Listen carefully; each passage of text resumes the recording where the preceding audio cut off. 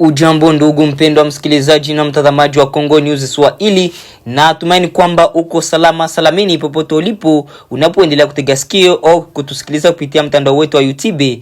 Kama ni mara yako ya kwanza kufuatilia habari kupitia Congo News Swahili, hakikisha unajiabone, una comment vile vile una partage. Mkiswahili nyingine banasema una subscribe, una like, una comment, pia una share ili habari iendelee kuwafikia walio wengi. Wala unaweza kutuandikia kwenye namba ambayo unaendelea kuiona hapo kwenye video, na ukatupatia maoni yako, aidha mapendekezo yako baada ya kusikiliza habari zetu mwanzo hadi mwisho. Kwenye habari zetu za jioni ya leo tuongelea matukio mbalimbali toka mashariki mwa nchi ya Jamhuri ya Kidemokrasia ya Kongo, hususan katika jimbo la Kivu Kusini, lakini pia kidogo na Kivu Kaskazini. Ndugu mpendwa msikilizaji na mtazamaji, tunaomba kubaki nasi mwanzo hadi mwisho ili tupate habari za kuaminika tena za kuenea. Hali ya usalama inaendelea kubadilika katika eneo la mashariki mwa nchi ya Jamhuri ya Kidemokrasia ya Kongo, hususan katika jimbo la Kivu Kusini, ambako jamii za wenyeji katika wilaya ya Shabunda sasa zimeanza kupinga wazi uwepo makundi ya wanamgambo wanaojulikana kama wazalendo. Kwa mujibu wa kwa muda mrefu makundi haya ya wazalendo yalionekana kama ngome muhimu ya kujihami dhidi ya kusonga mbele kwa waasi wa muungano unaojulikana kama Alliance Fleuve Congo pamoja na washirika wao wa M23. Makundi hayo ya wenye silaha yalijitokeza yakidai kulinda ardhi na jamii za wenyeji dhidi ya vitisho vya makundi ya waasi katika maeneo mbalimbali ya mashariki mwa nchi ya Jamhuri ya Kidemokrasia ya Kongo. Hata hivyo, hali imeanza kubadilika kwa kasi katika eneo la Shabunda. Kwa mujibu wa taarifa kutoka kwa viongozi wa kijamii, wanaharakati wa kiraia pamoja na wazee wa kimila, makundi ya wazalendo sasa yanakabiliwa na upinzani mkubwa kutoka kwa wakazi wa eneo hilo. Sababu kuu ya upinzani huo ni madai mazito ya ukiukwaji wa haki za kibinadamu yanayowakabili baadhi ya wanamgambo hao. Wakazi na mashirika ya kiraia wamedai kuwa katika miezi ya hivi karibuni kumekuwa na vitendo vya uporaji wa mali za raia, unyanyasaji na hata mateso dhidi ya baadhi ya wananchi. Matukio hayo yameripotiwa kusababisha hofu kubwa miongoni mwa wakazi na kuharibu uhusiano uliokuwepo awali kati ya jamii na makundi hayo ya wanamgambo. Kutokana na hali hiyo, vyanzo vya ndani ya jamii ya Shabunda vinasema kuwa sehemu kubwa ya viongozi wa kijamii, wawakilishi wa dini na makundi ya kiraia wamechukua msimamo wa pamoja na kutangaza makundi hayo ya wazalendo kuwa hayakaribishwi tena katika eneo hilo. Uamuzi huo unaonyesha mabadiliko makubwa na ya mtazamo wa wananchi ambao hapo awali walikuwa wakichukulia makundi hayo kama washirika katika kujilinda. Wachambuzi wa masuala ya usalama wanaonya kuwa hali hii inaweza kuongeza changamoto katika juhudi za kurejesha utulivu katika eneo la mashariki mwa nchi ya Jamhuri ya Kidemokrasia ya Kongo.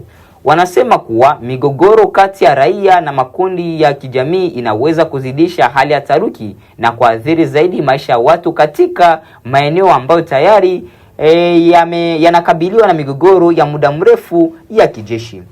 Kwa sasa bado haijulikani ni hatua gani zitakazochukuliwa na mamlaka za serikali pamoja na vikosi vya usalama ili kushughulikia malalamiko ya wakazi wa Shabunda.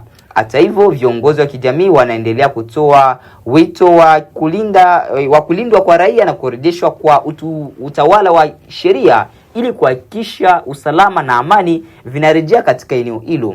Hiyo ndio ilikuwa taarifa yetu ya habari kuhusu malalamiko ya wananchi wakidai kuwa hawataki tena kukaribisha makundi ya wazalendo katika eneo la Shabunda. Tuendelee na taarifa yetu ya habari. Habari za leo kutoka mashariki mwa nchi ya Jamhuri ya Kidemokrasia ya Kongo zinaonyesha kuendelea kwa mapigano makali katika eneo la Kivu Kusini.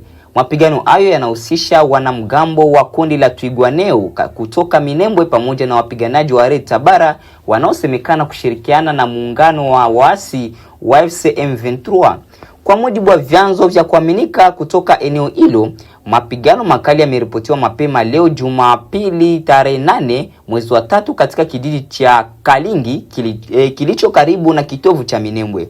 Mapigano hayo yaliwakutanisha waasi hao dhidi ya jeshi la serikali ya Kongo, yani jeshi ya Jamhuri ya Kidemokrasia ya Kongo FARDC, likisaidiwa na kundi ya wanamgambo wa kujitolea wanaojulikana kama wazalendo. Taarifa zinaeleza kuwa mapigano yalianza kuongezeka kwa nguvu majira saa 11 alfajiri, yani 5 asubuhi kwa saa za eneo hilo. Tangu wakati huo, milio ya risasi nzito na silaha mbalimbali zimekuwa zikisikika katika maeneo yanayozunguka Minembwe, jambo lililosababisha hali ya taharuki miongoni mwa wakazi wa eneo hilo. Vyanzo pia vinaripoti kuwa mashambulizi ya anga yametumika katika mapigano hayo. Inadaiwa kuwa ndege zisizo na rubani maarufu kama droni zimefanya mashambulizi ya mabomu katika eneo la Kakenge. Mashambulizi hayo yameongeza hofu kwa wakazi na kufanya hali ya usalama kuwa mbaya zaidi. Hadi kufikia sasa bado haijathibitishwa rasmi idadi ya waliouawa au kujeruhiwa katika mapigano hayo. Hata hivyo, wakazi wa maeneo ya karibu wanaripoti kuwa baadhi ya familia zimeanza kuhama makazi yao kwa hofu ya kuathiriwa na mapigano yanayoendelea. Eneo la Minembwe limekuwa moja ya maeneo nyeti kwa muda mrefu kutokana na mapigano au migogoro ya makundi yenye silaha pamoja na mvutano wa kikabila na kisiasa.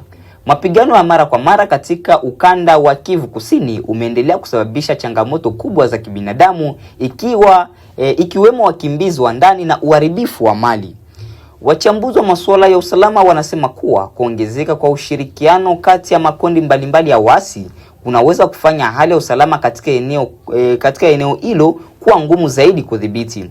Wakati huo huo, serikali ya Kongo imekuwa ikiendelea na juhudi za kijeshi ili kurejesha udhibiti wa maeneo yaliyoathiriwa na makundi yenye silaha au makundi ya waasi. Hadi kufikia sasa, hali katika vijiji vinavyozunguka Minembwe bado ni ya taharuki, huku mapigano yakiripotiwa kuendelea katika baadhi ya maeneo. Tutaendelea kufuatilia kwa karibu maendeleo au matukio na hali ya huko karibu na Minembwe kipindi tutakazozipata. Ndugu mpendwa msikilizaji na mtazamaji, basi tuendelee kusikiliza habari zetu mpaka mwisho.